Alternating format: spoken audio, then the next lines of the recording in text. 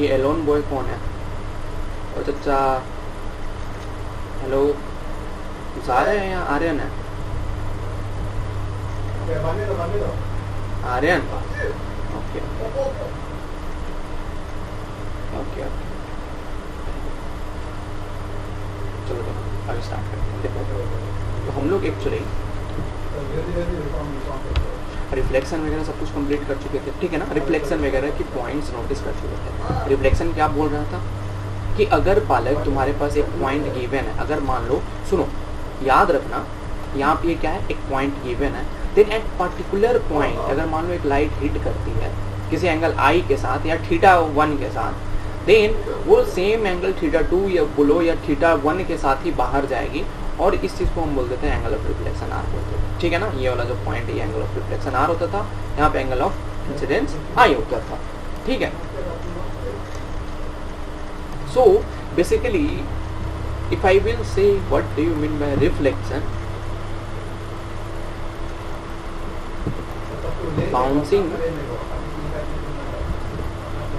back of light, do not say bouncing back of light, the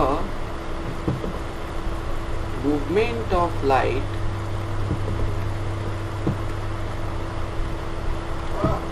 through which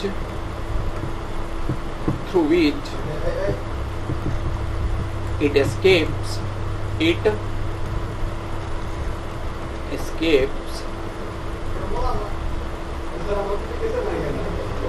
from the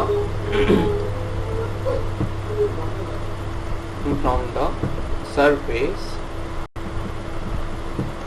with same angle of reflection,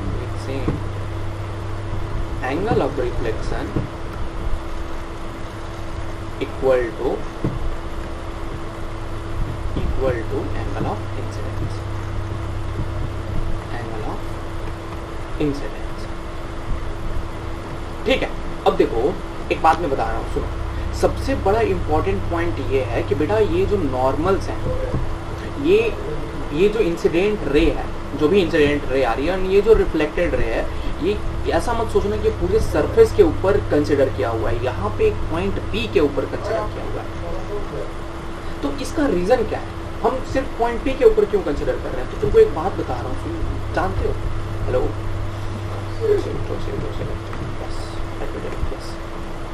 जब क्या है कि the process of reflection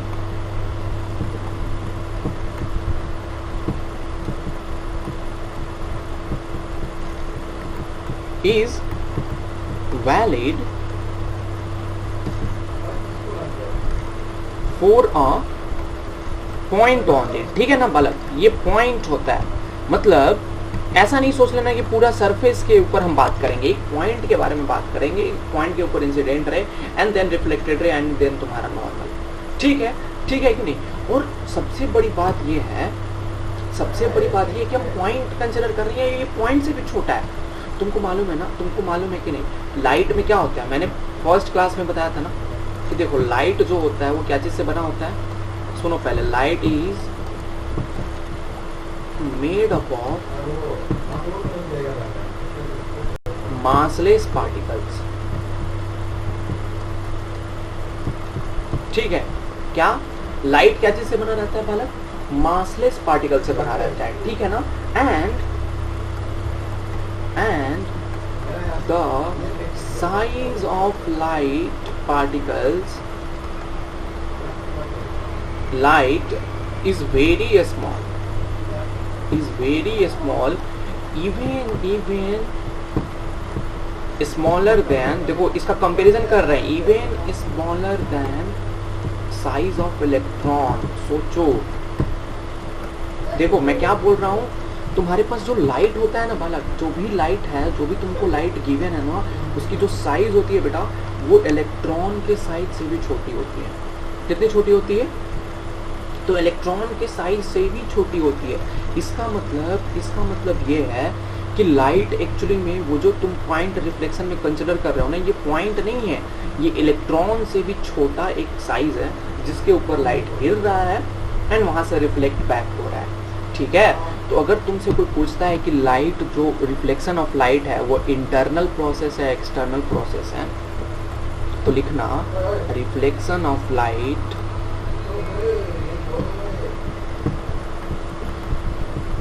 sound कम आ रहा है, नहीं अभी तो ठीक है। अभिनव, आस्था, अदिति कम है क्या? ठीक है, थोड़ा सा आर्यन थोड़ा सा ट्राई करो हेडफोन वगैरह यूज करने का। ठीक है, देखो क्या मैं बोल रहा हूँ कि जो रिफ्लेक्शन ऑफ लाइट है बालक इज अ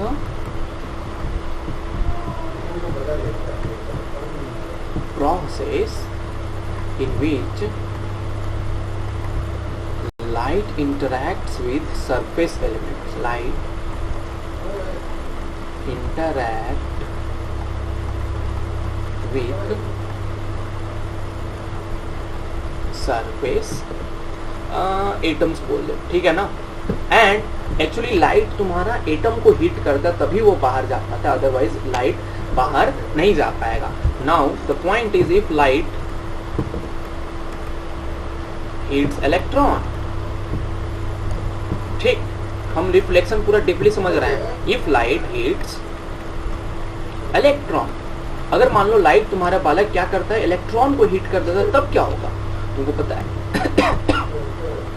तुमको पता है reflection is not going to happen. यहाँ पे आंसर सिर्फ एक ही है, रिफ्लेक्शन। तबीयत बहुत ज्यादा खराब हो गई है, मैंने सेकंड डोज लिया ना, दिमाग ऑफ हो गया, बहुत ज्यादा फीवर हो चुका है। Reflection is not going to happen. Then what is actually going to happen? पता है तुमको?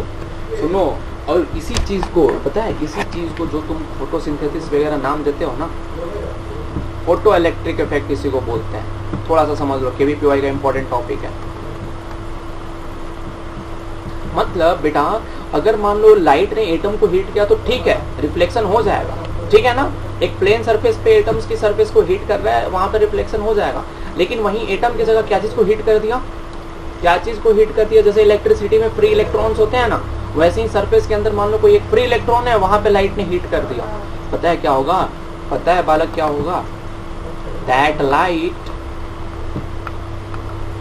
Will get absorbed by electron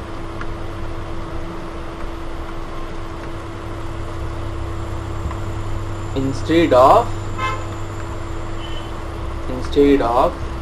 reflection। मतलब जैसे देखते हो ना, क्या है, एक होते हैं मोटे इंसान, एक होते हैं पतले इंसान। पतले इंसान के सामने लेके जाओ कुछ भी खाना पीना खाने को, तो वो क्या करेंगे? पतले इंसान नहीं खाएंगे, रिटर्न मार देंगे। लेकिन वहीं पे जो मोटा इंसान होगा बेटा, उसके लिए तो फायदा ही फायदा है ना। ऑफ कोर्स हम आएंगे, हम आ रहे हैं अभी धीरे धीरे। आर्यन बहुत चीज अभी मिरर के बारे में बताऊंगा, ठीक है ना। तुम लोग कंफ्यूज हो जाओगे, कंफ्यूज नहीं, चमत्कार हो जाएगा, ठीक है तुम लोग के साथ। देखो हमारे एक फिजिक्स के सर थे, वो बोलते थे कि जब भी तुम्हारे पास नया कॉन्सेप्ट मिलता है ना, तो वो बोलते थे देखो तुम्हारे साथ चमत्कार हो गया अभी, तो वैसे ही तुम्हारे साथ अभी चमत्कार होगा जब हम मिरर के बारे में बात करेंगे। तो तुम खुद बोलोगे हाँ सर, हाँ ये तो मैं कभी सीखा ही नहीं था। तो देखो light will get absorb by electron instead of reflection. सुनो, लाइट क्या हो जाएगा? अरे भैया दुनिया के हर चीज में इलेक्ट्रॉन होगा, अगर मैटर है तो वहां पे इलेक्ट्रॉन होगा ही होगा, ठीक है।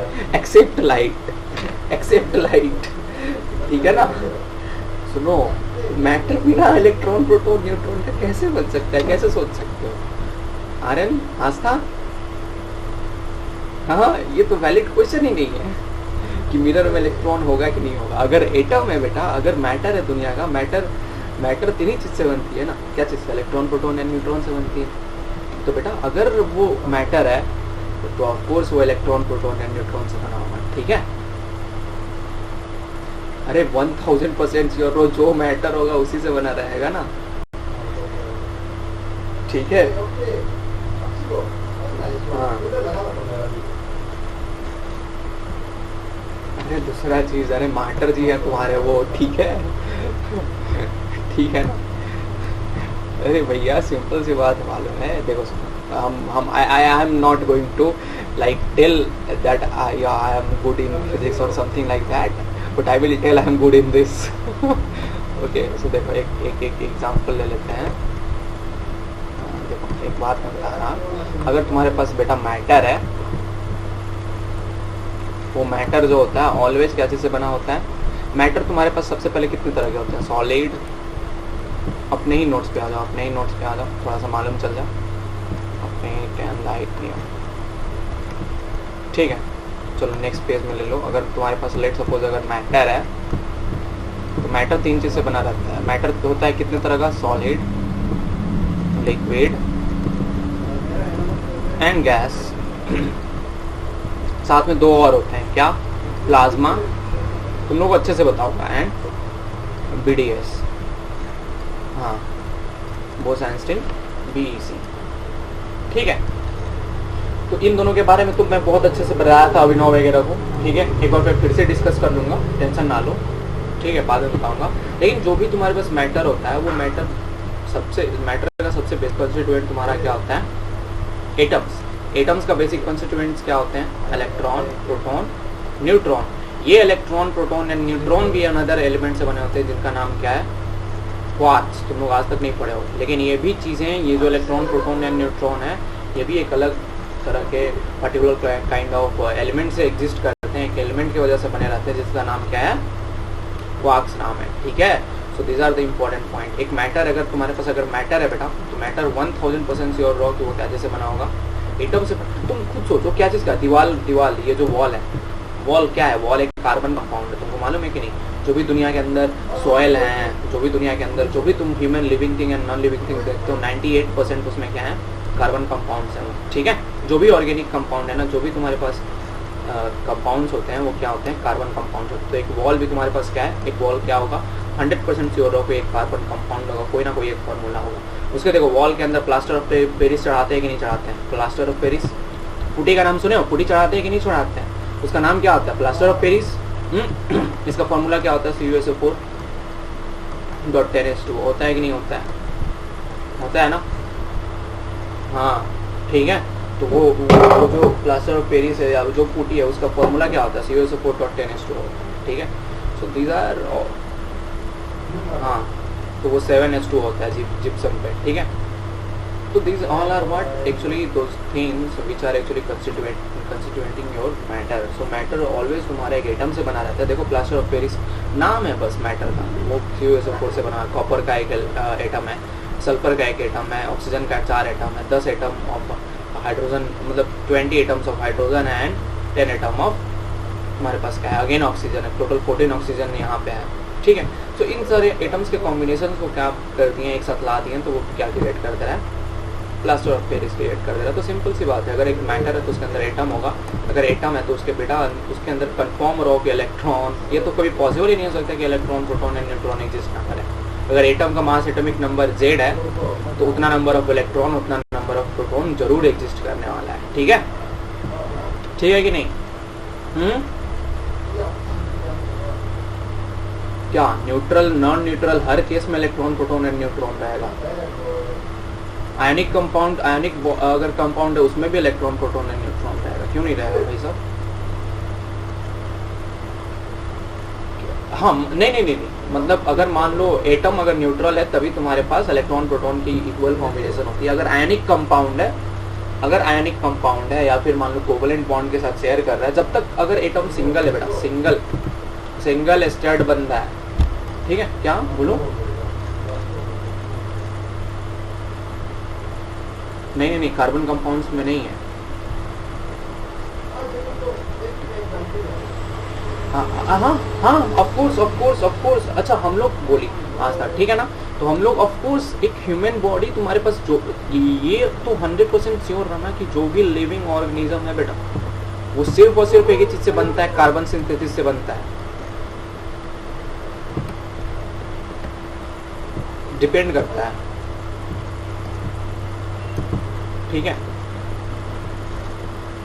जो भी तुम लोग मेरे से कार्बन कंपाउंड्स में बोल रहे हो ना, केमिस्ट्री पढ़ाऊंगा बेटा। अभी तुम लोग बालक, ऑर्गेनिक और इनऑर्गेनिक में ये डिफरेंस है कि जो भी ऑर्गेनिक कंपाउंड है, ऑटोसिंथेसिस, यहाँ पे देखो एक टर्म यूज किया हूँ, सिंथेसिस, मतलब ये खुद पे खुद रिएक्शन करके नया चीज फॉर्म कर सकते हैं, ठीक है। इनऑर्गेनिक में तुम्हें प्रोसीजर डालना पड़ेगा या टेम्परेचर वो उसके ऊपर एग्जिस्ट, वो डिपेंडेंट होते हैं तुम्हारे एक्सटर्नल फोर्सेस की वजह से, एक्सटर्नल फोर्सेस के ऊपर। लेकिन कार्बन में जो होता है क्या क्या, हाँ भाई, हाँ ठीक है ना। तो देखो अगर मान लो तुम्हारे पास एक ऑर्गेनिक कंपाउंड है ना, वो खुद पे खुद सिंथेसिस होता है, मतलब उसके अंदर खुद के खुद चेंजेस आते हैं। देखो एक फोटोसिंथेसिस क्यों नाम पड़ा है, फोटोसिंथेसिस क्यों नाम पड़ा है? देखो यहाँ पे क्या लिखा हुआ है, फोटोसिंथेसिस, लाइट को यूज करके खुद पे खुद सिंथेसिस हो जाता है, जैसे C6H12O6 है, ठीक है ना। इसको कोई चीज की जरूरत नहीं पड़ती है, बस लाइट की जरूरत पड़ती है, ब्रेक कर जाता है। तो ये एक कार्बन कंपाउंड है, ठीक है ना। इसको कार्बन डाइऑक्साइड का जरूरत पड़ता है, मतलब अरे फोटोसिंथेसिस में कार्बन डाइऑक्साइड की जरूरत नहीं पड़ती है, फोटोसिंथेसिस में अलग चीज होता है। फोटोसिंथेसिस वो जो चीज होता है वो C6H12O6 फॉर्मेशन में यूज होता है, ठीक है। हम ब्रेकिंग के बारे में बात कर रहे हैं, ठीक ना। तो ये C6H12O6, हाँ ये ग्लूकोज है तुम्हारे पास, ये ग्लूकोज होता है। अरे बहुत कुछ है बालक, ठीक है। अभी तुम लोग कहाँ उड़ने लगे, एकदम परिंदा हो गए हो, तो मतलब जरा सा पंख नहीं लगा कि पंख लेकर निकल दिए है ना। बेटा धीरे धीरे चलते हैं, तुम लोग का खुद क्लियर होगा हर चीज, ठीक है ना। तो अगर तुम्हारे पास, अरे श्योर हम स्टार्ट करेंगे, ठीक है ना। अरे नहीं हमको बायो नहीं आता है तो बेटा, हमको एक ही सब्जेक्ट नहीं आता है, वो है बायो। मैथ्स तो मेरा अपना फेवरेट है, ठीक है भैया। मैथ्स के बिना हम जिंदा कैसे रह सकते हैं। हाँ लाइट के बाद केमिस्ट्री स्टार्ट करूँगा, कार्बन एंड कंपाउंड। लाइट के बाद कार्बन एंड कंपाउंड, नहीं हाँ, अरे हाँ भाई, हाँ भाई, हाँ रुक जाओ मैं आगे बढ़ने दो, ठीक है। तो सुनो दैट, देखो अब क्या है कि इंस्टेड ऑफ रिफ्लेक्शन बेटा, that light will get absorbed bye electron instead of reflection, and that electron will come out, and that electron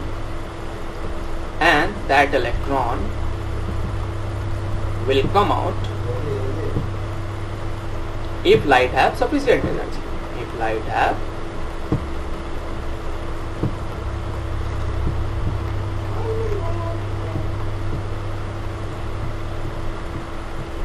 नहीं ऐसा कुछ नहीं है, मैं बता रहा हूँ, सुनो। देखो लाइट में सिंगल पार्टिकल मत बोला करो, लाइट को एनर्जी बोला करो, ठीक है। तो देखो क्या है, मैं क्या बोल रहा हूँ कि बालक अगर मान लो लाइट एटम की जगह एक इलेक्ट्रॉन को हीट करती है, तो वहां पे वो जो एनर्जी है ना लाइट की, वो इलेक्ट्रॉन ऐसा है, मतलब देखो एक होते हैं अरे नहीं भाई, एटम का मतलब हुआ प्रोटॉन एंड न्यूट्रॉन तीनों हुआ, ठीक है। Electron, proton and neutron, and याद रखना एटम के अंदर प्रोटॉन एंड न्यूट्रॉन का, अरे तो सुनो तो पहले, मेरा बात पहले सुनोगे तब ना, कि इलेक्ट्रॉन, प्रोटॉन एंड न्यूट्रॉन में प्रोटॉन एंड न्यूट्रॉन का कंट्रीब्यूशन ज्यादा होता है इन एन एटम। तुम लोग को यहाँ पे जब भी फिगर ड्रॉ किया हूँ बेटा, प्रोटॉन एंड न्यूट्रॉन एक साथ रहते हैं इलेक्ट्रॉन्स को बाइंड करके, तो इलेक्ट्रॉन की मर्जी नहीं चलती है। सुनो, हाँ सुनो, एकदम सुनो, इस इलेक्ट्रॉन, सुनो पहले मेरी बात सुनो, कि अगर मान लो एटम है, ठीक, तो ये जो इलेक्ट्रॉन्स हैं, ये इलेक्ट्रॉन्स इस प्रोटॉन एंड न्यूट्रॉन से बाइंडेड है। इनकी जो इलेक्ट्रॉन एंड इसमें जितने सारे इलेक्ट्रॉन्स है बेटा, उनकी जो प्रॉपर्टी होती है वो तुम्हारा न्यूक्लियस डिटरमाइन करता है, प्रोटॉन एंड न्यूट्रॉन्स डिटरमाइन करते हैं, तुम्हारी इसके ऊपर कोई मर्जी नहीं चलने वाली। लेकिन अगर मान लो यहाँ से एक इलेक्ट्रॉन तुमने निकाल दिया, वो बेटा फ्री हो गया। अब वो देखो, जैसे मतलब है ना कि घर के अंदर, एग्जाम्पल कैसे ले सकते हैं कि मतलब घर के अंदर बंदा है तो उसके ऊपर पापा मम्मी की पूरी दबाव चलती है कि नहीं चलती है? तुम कभी मूव कर पाते हो बिना पापा मम्मी के परमिशन से? बताओ, कुछ कर पाते हो घर के अंदर? नहीं ना। हाँ सुनो, तो जो यहाँ पे बेटा ये इलेक्ट्रॉन बाहर आ जाएगा ना सरफेस में, मतलब मटेरियल के अंदर ही है लेकिन एटम से बाहर है, तो जैसे इलेक्ट्रिसिटी के केस में मैं फ्री, तब से मैं तब से बोल रहा हूँ इलेक्ट्रिसिटी का एग्जांपल लो, फ्री इलेक्ट्रॉन का एग्जांपल लो, ठीक है। तो जब वो फ्री इलेक्ट्रॉन को हीट करता है तो ये इलेक्ट्रॉन क्या करेगा, उस एनर्जी को एब्जॉर्ब करेगा, लाइट की एनर्जी को, और ये क्या कर जाएगा बेटा, बाहर निकल जाएगा। क्या कर जाएगा, बाहर निकल जाएगा। अगर लाइट के पास क्या हो, एनर्जी, मतलब थोड़ी सी एनर्जी ज़्यादा, मतलब जैसे है ना कि अब मामा जी हैं तुम्हारे घर में और तुमसे बोले एक बेटा एक गिलास पानी लेके आओ, तुम बोलोगे मामा जी चॉकलेट हमको चाहिए, और तुम मामा जी बोलते हैं बेटा 5 रुपये का चॉकलेट से काम चल जाएगा, तुम बोलते हो ना, तुम बोलते हो हमको 150 रुपये का डेयरी मिल्क चाहिए तभी हमारा काम चलेगा। तो जो ये जो तुमने नेगोशिएशन किया ना 150 रुपये का, तो ये तुम्हारी रिक्वायरमेंट है तुम्हारे बाहर आने के लिए। लेकिन अगर तुम्हें 5 एनर्जी सप्लाई करता हूँ, 5 जूल की एनर्जी, तो तुम बाहर नहीं आते हो। तो अगर तुम्हारे पास लाइट के पास सफिशिएंट एनर्जी है और वो इलेक्ट्रॉन को, फ्री इलेक्ट्रॉन को हीट करती है बेटा, तो वहाँ से वो क्या हो जाता है, सीधा बाहर निकल जाता है, ठीक है ना। And this is called as photoelectric effect, and this is called as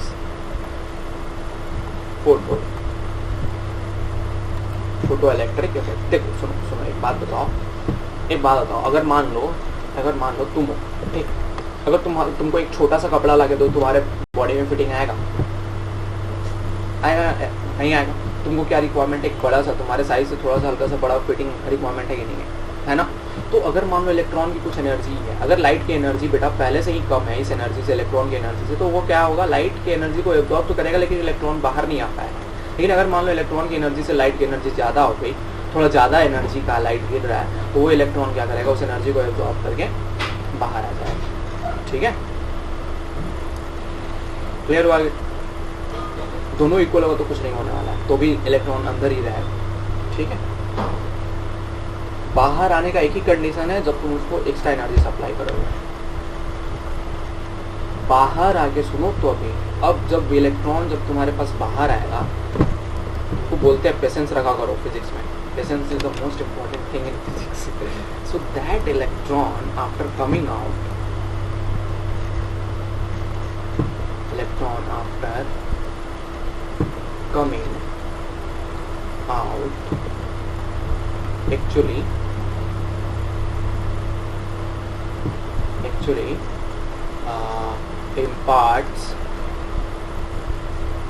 imparts color or create another light in the surrounding, or create another light. example रुको हम बता रहे हैं, रुक जाओ। एक्सरे, गामा रे, इंफ्रारेड रे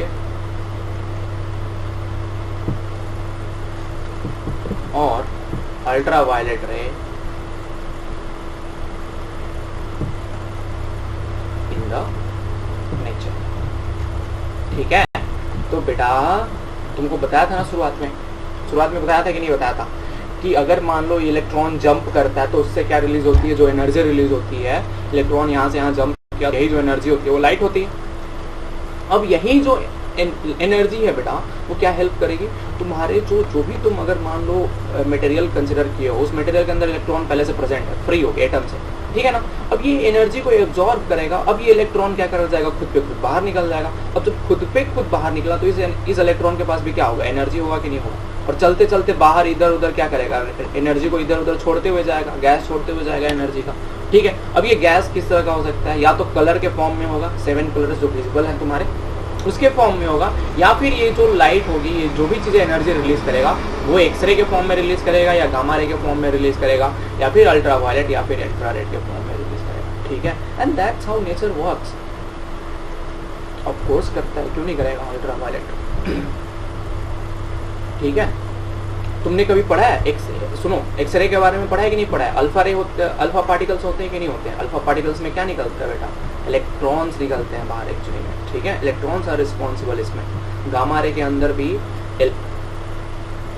इंफ्रारेड के अंदर बताएंगे, अभी हम बताएंगे। इंफ्रारेड के मतलब ये समझ लो कि जो भी उसमें लाइट जो होगी ना, वो रेड से भी क्या होगी, छोटी होगी, एंड वायलेट लाइट से क्या होगा, बड़ा होगा लाइट।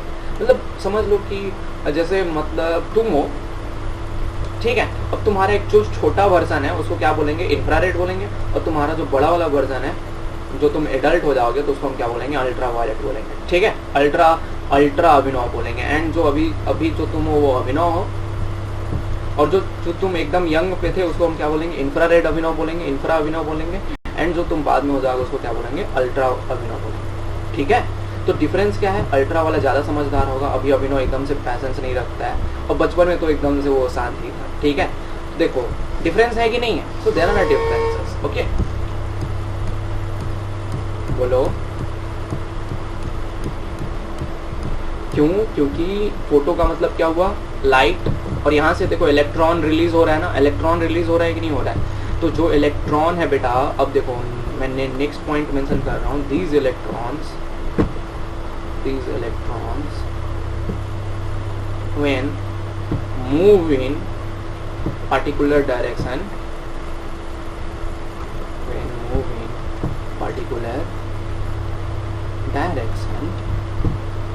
they produce electric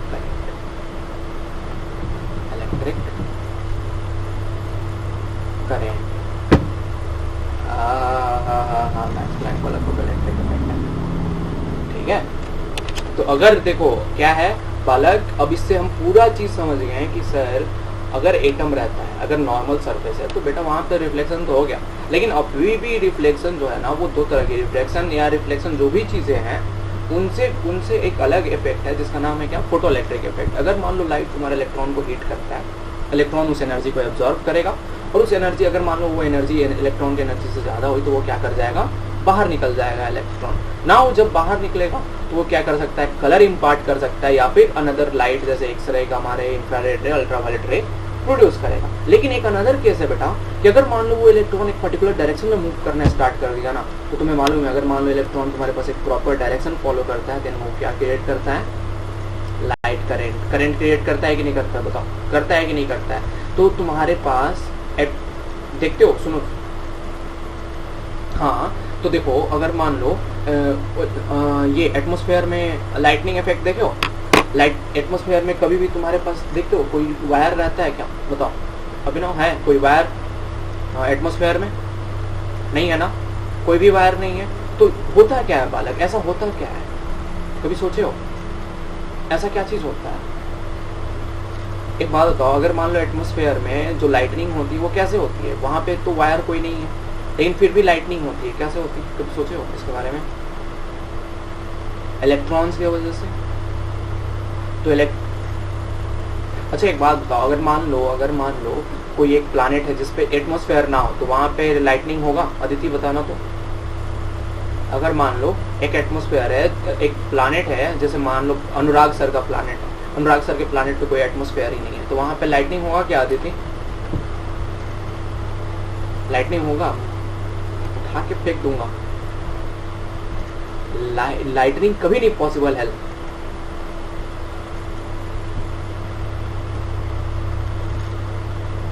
देखो अदिति, क्या क्या क्या,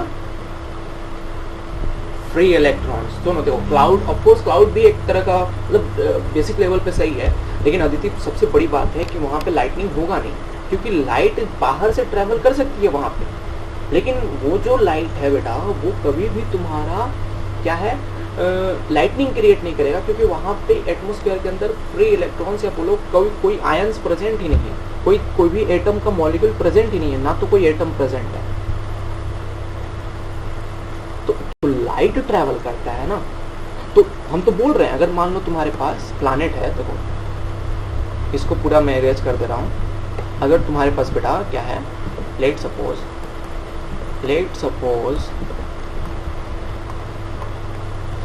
I have a planet of no atmosphere in our solar system.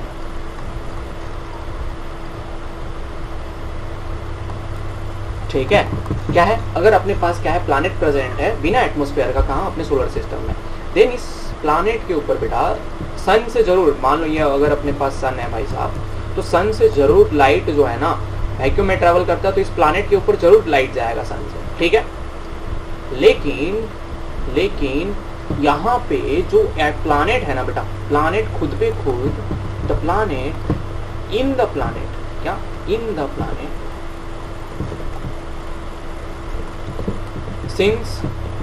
Since no atmosphere. Aryan समझ में आ रहा है? ठीक है, आर्यन समझ में आ रहा है कि नहीं आ रहा है? आर्यन चला गया। आयुष होना यहीं पे, ठीक। तो अगर मान लो इन द प्लैनेट, अगर मान लो तुम्हारे पास क्या है, नो एटमॉस्फेयर है, तो बालक सबसे पहली बात है कि there will be no electron, no atoms और नो इलेक्ट्रॉन्स। हाँ अरे मैं बोल रहा था, ये समझ में आ रहा है कि नहीं आ रहा है?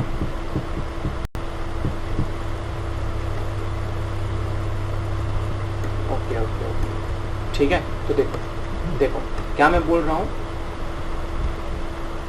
सुनो। अगर नो एटमॉस्फेयर है बालक, सुनो पहले, नो एटमॉस्फेयर अगर है तो सबसे बड़ी बात, अपर लेयर में एटम नहीं होगा, क्योंकि वहाँ पे कोई कंपाउंड नहीं एग्जिस्ट करेगा, और ना ही इलेक्ट्रॉन होगा। अगर एटमॉस्फेयर नहीं है तो सबसे बड़ी बात, जो भी गैस फॉर्म होगा प्लैनेट पे वो बाहर निकल के उड़ जाएगा स्पेस में, ठीक है ना, वो बचेगा नहीं, ठीक है। तो अगर एटमॉस्फेयर नहीं है तो नो एटम्स होगा एंड नो इलेक्ट्रॉन्स होगा, ठीक है, सबसे बड़ी बात, एक्सेप्ट वन कंपाउंड। तुम लोगों को कितना चीज़ बताना पड़ेगा भाई साहब, मेरे को इतनी चीज़ें आती है ना, एक्सेप्शंस भी आती है इन सारी चीज़ों की, ठीक है। तो देखो क्या है, अभी तक याद रखो, नो एटम्स और नो इलेक्ट्रॉन है। So therefore we can not, therefore there will be no air, no rain, no clouds, and at the end no lightning on that planet। ठीक है ना। तो अगर मान लो बेटा, अगर मान लो उस प्लैनेट के पास कोई एटमॉस्फेयर नहीं है तो सबसे पहले एयर नहीं होगा, सबसे पहले उसके बाद रेन नहीं होगा, रेन नहीं है तो इसका मतलब कोई क्लाउड्स नहीं है, अगर क्लाउड्स नहीं है तो इसका मतलब क्या है, कोई लाइटनिंग इफेक्ट उस प्लैनेट पे एग्जिस्ट नहीं करेगा। तो ऐसा क्या है, ऐसा रीजन क्या है कि क्लाउड्स रहना जरूरी है लाइटनिंग के लिए?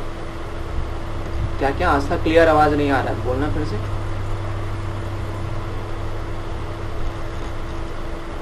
अरे भैया, ओ मेरे भैया, उफ आज था, मैं यहाँ पे एटमॉस्फेयर के बारे में बात कर रहा हूँ या प्लैनेट्स के बारे में बात।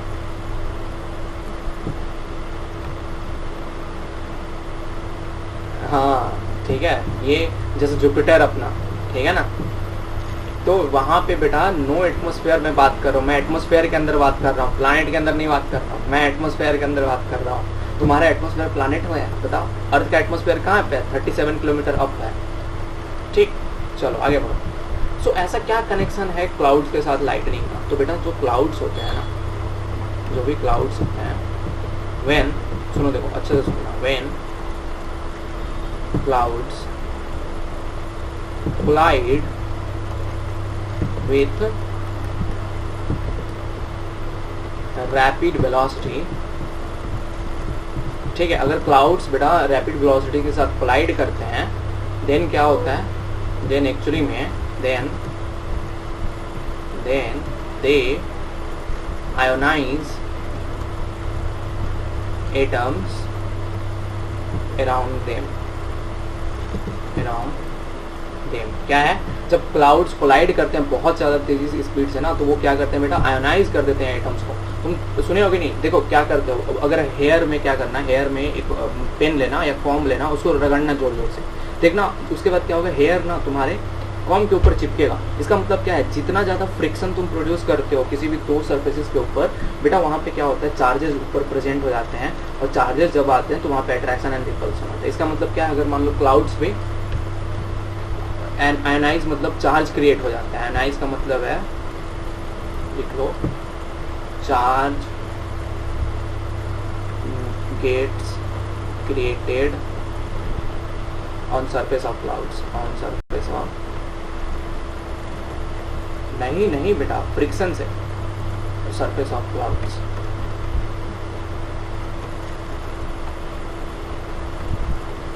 ठीक है ना। तो आयनाइज एटम्स, आयनाइज होने का मतलब क्या है, वहां से आयनिक बॉन्ड मतलब एटम्स जैसे Na है तो Na प्लस हो जाएगा, क्यों, क्योंकि वहां पे वो चार्ज क्रिएट हो जाएगा, एक इलेक्ट्रॉन को रिलीज कर देगा, ठीक है। तो सिमिलर फॉर्म है बेटा, जब भी कोई सरफेस फ्रिक्शन के अंदर आता है ना, जैसे मान लो एरोप्लेन लैंड कर रहा है नीचे, तो वहां पे देखते हो वो जो चक्का होता है वो चक्का कंडक्टिंग बनाया जाता है, क्यों बताऊंगा, क्योंकि वहां पे पता है जब भी फ्रिक्शन आता है, हायर लेवल की फ्रिक्शन आती है ना, उतना ही ज्यादा तुम्हारे पास क्या क्रिएट होता है, चार्जेस क्रिएट होता है, जिसका सबसे बेस्ट एग्जांपल है हेयर के ऊपर तुम्हारा कॉम का रगड़ना, जितना ज़्यादा तेज़ी से रैपिड कॉम को रगड़ोगे उतना ही ज़्यादा देखना हेयर अट्रैक्ट होगा तुम्हारे कॉम के ऊपर, क्यों, ये दोनों सरफेस के ऊपर, अब सरफेस के ऊपर क्या आ गए हैं, चार्जेस आ गए हैं। तो सिमिलर फॉर्म में बेटा जब क्लाउड्स कोलाइड करते हैं ना रैपिड वेलोसिटी के साथ, तो क्या क्रिएट करते हैं, चार्जेस क्रिएट करते हैं अपने सरफेसेस के ऊपर, and when another cloud when another cloud or light from sun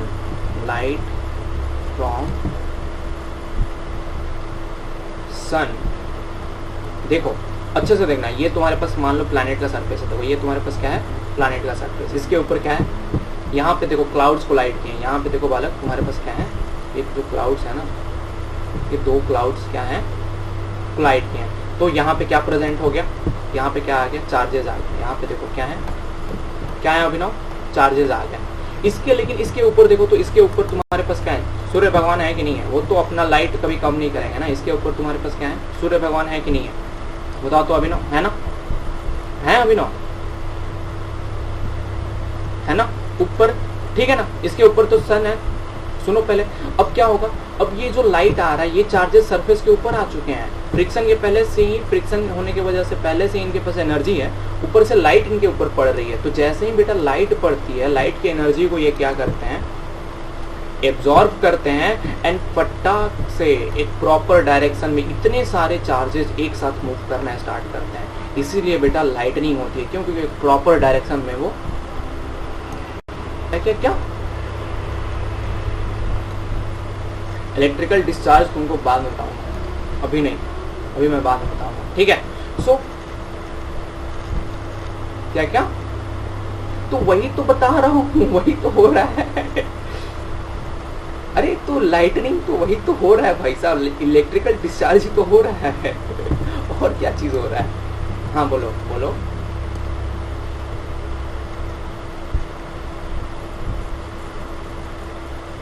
अरे नहीं, सारे जगह, अरे भाई साहब सारे जगह ही प्रोड्यूस होता है, देखो एक ही जगह प्रोड्यूस होने का मतलब क्या है, सुनो देखो, सबसे पहली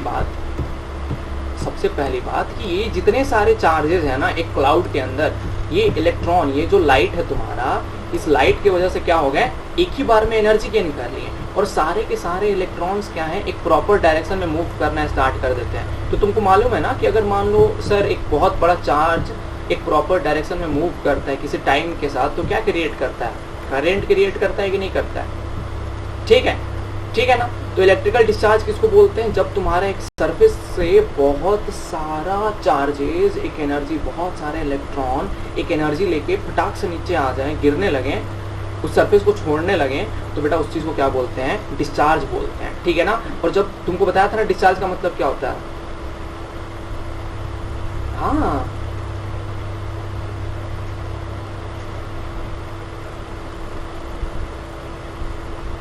स्टैटिक इलेक्ट्रिसिटी, लपड़ लगाएंगे कान के से ठीक हो जाएगा। स्टैटिक इलेक्ट्रिसिटी सिर्फ यहाँ पे होता है जहाँ पे जब वो स्टेशनरी है, ठीक है। लाइटिंग इफेक्ट बताना तो कहाँ पे, हाँ लाइटिंग, अरे भाईवा तुम लोग पढ़ते हो बेटा, भाईवा पे हम विश्वास नहीं करते हैं कभी भी। इस चंद लाइटिंग इफेक्ट स्टैटिक इलेक्ट्रिसिटी बोल ही नहीं सकता है, अगर बोला भी है तो वो क्लाउड के ऊपर बात कर रहा होगा, ठीक है ना। वो कभी ये नहीं बता रहा होगा कि लाइटनिंग इफेक्ट, टोटल जो लाइट नीचे आती है वो पूरी की पूरी तरह से क्या है, तुम्हारा इसके वजह से हो रहा है। मतलब देखो मैं रीज़न बता रहा हूँ, तुम पहले मेरा बात तो सुनो, एकदम दिमाग से कॉन्सेप्ट क्लियर रखो। पहले ये जब तो दिमाग में भरे हो ना सारा चीज़, इधर उधर का नॉलेज, छोटा छोटा नॉलेज, बोला जाता है ना कि छोटा ज्ञान सबसे खतरनाक ज्ञान होता है, पूरा ज्ञान रखा करो, ठीक है। तो उस ज्ञान को हटा दो, क्योंकि डिस्चार्ज के बारे में तुम्हें नहीं पता। तुमको डिस्चार्ज एक बार बताया था, डिस्चार्ज क्या होता है। अगर मान लो गन में से कोई भी तेज, कोई बताया था ना, अगर कोई भी चीज़ बेटा बहुत तेज़ी से निकलती है किसी चीज़ को छोड़ के, तो वो क्या इम्पार्ट करती है? एनर्जी, लाइट एनर्जी को बाहर छोड़ती है, हीट एनर्जी को बाहर छोड़ती है, और उसी हीट एनर्जी को क्या बोलते हैं? डिस्चार्ज बोलते हैं। फ्लैशेस को क्या बोलते हैं? डिस्चार्ज बोलते हैं। तो यहाँ पे क्लाउड्स की वजह से क्या हुआ? चार्जेस इस सरफेस पे आया, चार्जेस क्या किया? एनर्जी एब्जॉर्ब किया, एंड सिंस अर्थ की ग्रेविटी है, ग्रेविटी क्या करती है? ऑब्जेक्ट्स जो भी ऊपर रहेंगे उसको क्या करेगी? नीचे खींचेगी कि नहीं खींचेगी? तो ये जितने सारे इलेक्ट्रॉन्स है बेटा, वो क्या होते हैं? एक साथ एक प्रॉपर डायरेक्शन में ग्रेविटी के अंदर क्या करते हैं? फॉल करना स्टार्ट करते हैं, एंड सिंस ग्रेविटी इसके ऊपर काम कर रही होती है, तो ये सारे के सारे ही साथ नीचे की ओर आना स्टार्ट होते हैं, और तुम्हारे पास बेटा क्या क्रिएट होता है? करंट क्रिएट होता है। क्या क्रिएट होता है? यहाँ पे करंट क्रिएट होता है, जो कि हाई मैग्नीट्यूड का क्रिएट होता है। क्लियर है कि नहीं क्लियर है? सारा रीजन मालूम चला कि नहीं मालूम चला? क्यों चार इलेक्ट्रिसिटी नीचे आता है? तो अगर तुम बोलते हो हाँ ठीक है, तो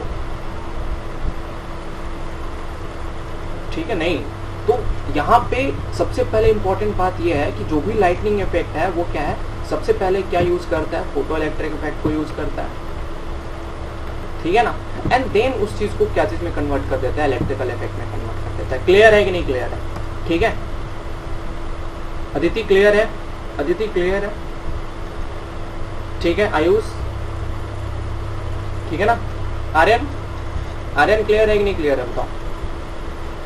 ठीक है, so these are most important things बेटा। तुम्हें ये पहली बात मैं सच बता रहा हूँ, मेरे को नेक्स्ट टाइम ऐसा नहीं चाहिए। अगर तुम्हारे पास नॉलेज है तो बोलो, क्योंकि मैं उसके बाद तुम लोग से, देखो मैं, तुम लोग कुछ भी बोलते हो, मैं उसको क्लैरिफाई करता हूँ, मैं उसके ऊपर क्वेश्चन नहीं पूछता हूँ। नेक्स्ट टाइम से मैं क्वेश्चन पूछूंगा, अगर तुमने कुछ भी उल्टा सीधा ठीक है, तब तुम लोगों को लगेगा कि हाँ ये मेरे अंदर दिक्कत आ रही है। तो अगर बेटा पढ़ते हो तो पहले समझा करो कि वो स्टैटिक इलेक्ट्रिसिटी किसके बारे में बात कर रहा है। यहाँ पे ये जो इलेक्ट्रॉन्स हैं अगर ग्रेविटी के अंदर फॉल कर रहे हैं, तभी तुम्हारे पास जो इलेक्ट्रिक करंट है ना वो नीचे आ रहा है। नहीं तो देखते हो ना, देखते हो कि नहीं, क्लाउड्स के ऊपर ही एक एग्जाम्पल क्या है, बेस्ट एग्जाम्पल क्या है कि सर कभी कभी जो होती है लाइटनिंग इफेक्ट जो होता है ना, लाइटनिंग जो भी तुम्हारा लाइटनिंग क्रिएट हुआ बेटा, वो क्लाउड्स के अंदर ही रह जाता है, वो धरती के नीचे नहीं आता है। क्यों नहीं आता है? क्योंकि वो सारे के सारे इलेक्ट्रॉन्स क्या हैं, वो सारे के सारे इलेक्ट्रॉन्स विंड की वजह से क्या करते हैं?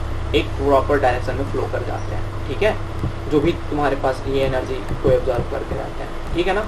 विंड जब भी देखना, जब भी विंड रहेगी ना, तो तुम्हारे पास जो देखना जो थंडर स्टॉर्म होगा वो इम्प्रॉपर डायरेक्शन में होगा। नहीं तो अगर मान लो विंड नहीं रहेगा ना, अगर रेन वर्टिकली फॉल कर रहा है बेटा, तो उस समय देखना ऑलवेज हर केस में लाइटनिंग जो होगी ना वो नीचे आके गिरती है, देख लेना हरदम नीचे आके गिरती है। So there are reasons to understand physics is just about logic, how you are understanding it. If you are considering it static electricity, that means what? इसका मतलब क्या? चार्जेस मूव नहीं करते हैं। तो ये जो सरफेस है उसके ऊपर क्या प्रेजेंट है? चार्जेस प्रेजेंट है कि नहीं प्रेजेंट है?